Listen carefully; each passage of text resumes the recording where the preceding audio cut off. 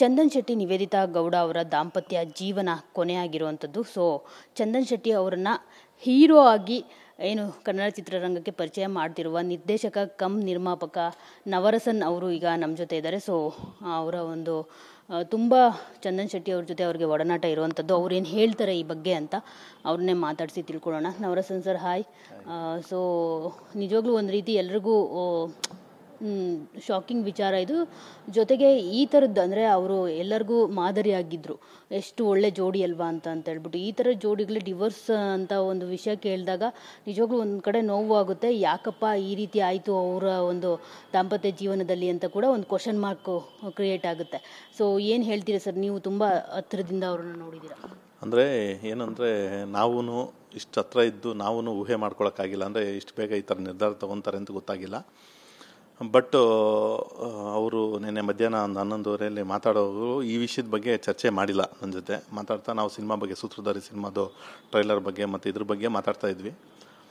But ಈ ಸುದ್ದಿ ಟಿವಿಯಲ್ಲಿ ಕೇಳ್ತಾ ಇದ್ವಿ. ಧನೇಂದ್ರ ಗೌಡ HF ಹಸು ಸಾಕಾಣೆಯಿಂದ ವರ್ಷಕ್ಕೆ 18 ಲಕ್ಷ ಗಳಿಸ್ತಿದ್ದಾರೆ. ನೀವು ಕೂಡ ಅವರಿಂದ ಕಲಿಬೇಕಾ? ಅವ್ರ ಜೊತೆ ವಿಡಿಯೋ ಕಾಲ್ನಲ್ಲಿ ಮಾತಾಡಬೇಕಾ? ಈಗಲೇ ಫ್ರೀಡಮ್ ಆ್ಯಪ್ ಡೌನ್ಲೋಡ್ ಮಾಡಿ. ನನಗೆ ಶಾಕ್ ಆಯಿತು, ಯಾಕೆ ಈ ಥರ ನಿರ್ಧಾರ ತೊಗೊಂಡ್ರು ಏನು ಅಂತ. ಆಮೇಲೆ ಅಲ್ಲಿ ಜೊತೆಲಿರೋರನ್ನೆಲ್ಲ ಮಾತಾಡಿಸಿ ಇದು ಮಾಡಿದಾಗ ಎಲ್ಲ ಕೇಳಿದಾಗ ಒಂದು ವಿಷಯ ಏನು ಕೇಳ್ಪಟ್ಟು ಬಂತು ಅಂದರೆ, ಅವರು ಒಂದು ಕೆರಿಯರ್ ಗ್ರೋತ್ಗೋಸ್ಕರ ಈ ನಿರ್ಧಾರ ತೊಗೊಂಡಿದ್ದಾರೆ ಅನ್ನೋದು ಗೊತ್ತಾಯಿತು. ಆ ಒಂದು ವಿಷಯ ಕೇಳಿ ಈಗ ನಾನು ಚಂದನ್ ಅವ್ರಿಗೆ ಟ್ರೈ ಮಾಡ್ತಾಯಿದ್ದೀನಿ. ಇನ್ನೂ ಸಿಕ್ಕಿಲ್ಲ ಫೋನಿಗೆ ಸಿಕ್ಕಿದ್ರೆ ಕೆಲವೊಂದು ಡೀಟೇಲ್ಸ್ ಗೊತ್ತಾಗುತ್ತೆ, ಯಾಕೆ ಈ ಥರದ ನಿರ್ಧಾರ ತೊಗೊಂಡ್ರು, ಯಾಕೆ ಇಂಥ ಡಿಸಿಷನ್ ಮಾಡಿದ್ರು ಅನ್ನೋದು ಗೊತ್ತಾಗಬೇಕಾಗಿದೆ. ಸರ್, ನಿಮಗೂ ಮತ್ತು ಚಂದನ್ಗೂ ಸುಮಾರು ಒಂದು 2 ವರ್ಷಗಳ ಜರ್ನಿ ಅಂತ ಅನ್ಸುತ್ತಲ್ಲ, ಸೂತ್ರಧಾರಿ ಸಿನಿಮಾ ಶುರುವಾದಾಗಿಂದ. ಸೊ ಅವಾಗಿಂದ ಇತ್ತೀಚೆಗೆ ಒಂದು ವರ್ಷಗಳಿಂದ ನಿಮ್ಮ ಹತ್ರ ಅವ್ರು ಏನಾದರೂ ಹೇಳ್ಕೊಂಡಿದ್ರಾ ಇದ್ರ ಬಗ್ಗೆ? ಬಿಕಾಸ್ ನಿಮ್ಮ ಒಂದು ಸೂತ್ರಧಾರಿ ಪ್ರೆಸ್ ಮೀಟ್ಗೆ ಇಬ್ಬರು ಬಂದು ಜೋಡಿ ಕೇಕ್ ಎಲ್ಲ ಕಟ್ ಮಾಡಿ ಸೆಲೆಬ್ರೇಟ್ ಮಾಡಿದ್ರು. ಸೊ ಈ ಬಗ್ಗೆ ಏನಾದರೂ ನಿಮಗೆ ಗೊತ್ತಿತ್ತಾ ಈ ಮುಂಚೆನೇ? ಅಂದರೆ ನೋಡಿ, ಈಗ ಚಂದನ್ ಶೆಟ್ಟಿ ಅವರು ಇವತ್ತಿಗೂ ಅಂದರೆ ಮೊನ್ನೆ ನಾನು ರೀಸೆಂಟಾಗಿ ಮೀಟ್ ಆದಾಗ್ಲೂ ಅವರಿಬ್ಬರು ಚೆನ್ನಾಗೇ ಇದ್ದರು. ಇವಾಗಲೂ ಚೆನ್ನಾಗೇ ನೋಡಿದ್ರಲ್ಲ ಒಂದು ವೀಡಿಯೋದಲ್ಲಿ ಕೈ ಹಿಡ್ಕೊಂಡು ಒಬ್ರಿಗೊಬ್ರು. ಅವ್ರೇನು ಅಂದರೆ ನನಗನ್ಸಿರೋ ಪ್ರಕಾರ, ಇದು ನನ್ನ ಒಂದು ಇದು, ಅವ್ರದ್ದೇನು ಅಂತ ಗೊತ್ತಿಲ್ಲ. ನನ್ನ ವರ್ಷನ್ ಏನು ಅಂದರೆ ಅವರಿಬ್ಬರು ಏನೋ ಒಂದು ಕೆರಿಯರ್ ಗ್ರೋತ್ಗೋಸ್ಕರ ಈ ಥರ ಡಿಸಿಷನ್ ತೊಗೊಂಡಿದ್ದಾರೆ ಅನ್ನೋದು ನನಗನ್ನಿಸ್ತಿದೆ. ಮತ್ತು ಅವರಿಬ್ಬರು ಏನೋ ಜಗಳ ಮಾಡಿಕೊಂಡು ಇಲ್ಲ ಯಾರೋ 3ನೇ ಪಾರ್ಟಿ ಬಂದು ಏನೋ ಇದೆ ಆ ಥರ ಎಲ್ಲ ಏನಿಲ್ಲ ಅನಿಸುತ್ತೆ. ಇದು ನನಗನ್ಸಿರೋ ಪ್ರಕಾರ ಅವ್ರು 100% ಅವ್ರ ಕೆರಿಯರ್ ಗ್ರೋತ್ ಅಂದರೆ ಇವಾಗ ನಿವೇದಿತಾ ಅವ್ರಿಗೂ ತುಂಬ ಆಫರ್ಗಳು ಬರ್ತಾಯಿದೆ ಹೀರೋಯಿನ್ ಆಗಿ. ಮತ್ತು ಇವರು ಆಲ್ರೆಡಿ 3 ಸಿನಿಮಾ ಮಾಡ್ತಿದ್ದಾರೆ. ಸೂತ್ರಧಾರಿ ಮತ್ತು ಎಲ್ಲರ ಕಾಲಲ್ಲಿ ಎತ್ತು ಕಾಲ ಮತ್ತು ವಿದ್ಯಾರ್ಥಿ 3 ಸಿನಿಮಾ ಇವ್ರದ್ದು ಇದೆ. ಈ ಥರ ಇರೋದ್ರಿಂದ ಸಾಕಷ್ಟು ವಿಷಯಗಳಲ್ಲಿ ಏನಾದ್ರು ಕೂತ್ಕೊಂಡು ಚರ್ಚೆ ಮಾಡಿ ಈ ಡಿಸಿಷನ್ ತೊಗೊಂಡ್ರಾ, ಇಲ್ಲ ಕೆರಿಯರ್ ಒಂದು ಗ್ರೋತ್ಗೋಸ್ಕರ ಏನಾದ್ರು ಈ ಡಿಸಿಷನ್ ತೊಗೊಂಡ್ರ ಅನ್ನೋದು ಕೇಳಬೇಕು.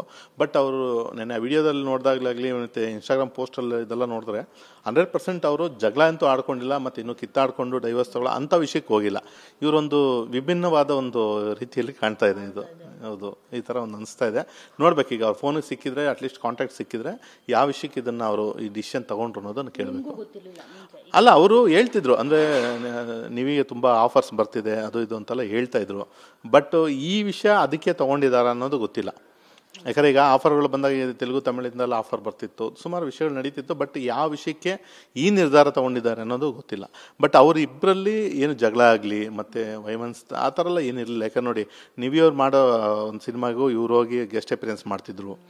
ಆ ಥರ ಈಗ ಇವ್ರು ಮಾಡೋ ಸಿನಿಮಾಗೂ ನಿವಿಯವ್ರು ಬಂದ್ಬಿಟ್ಟು ಎಲ್ಲ ಸಿನಿಮಾ ಅಂದರೆ ನಮ್ಮದು ಸಾಂಗ್ ಲಾಂಚ್ ಆಗಲಿ, ಮೂವಿ ಲಾಂಚ್ಗಾಗಲಿ ಎಲ್ಲ ಟೈಮಲ್ಲೂ ಬಂದು ನಿಂತ್ಕೊಂಡು ಒಬ್ರಿಗೊಬ್ರು ಸಪೋರ್ಟಾಗಿ ನಿಂತಿದ್ರು. ಬಟ್ ಈ ವಿಚಾರ ಇದು ನಿನ್ನೆ ಎಲ್ಲರಿಗೂ ಶಾಕಿಂಗ್ ಕೊಟ್ಟಿದೆ.